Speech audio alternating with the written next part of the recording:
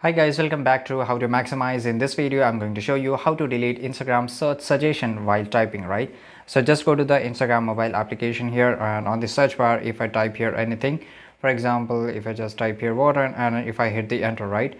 And let's say if I just go back and again, if I just click on the search, you can see that I will get the suggestion to search this word once again.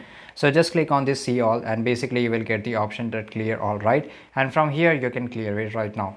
But there is one more option where you can do it. Just click on the profile icon which is on the bottom right side corner, and after that you have to click on the three horizontal lines which is on the top side corner, and here you have to search on the search bar, just right here recent searches, and here you can just clear save view, right, and just clear it. And basically after clearing it you will not find anything. For example, if I just go to the search and if I just type anything, I will not get anything, right? So this is it guys. If you found this video really interesting and helpful, make sure to like this video, subscribe our channel, and see you guys in the next video.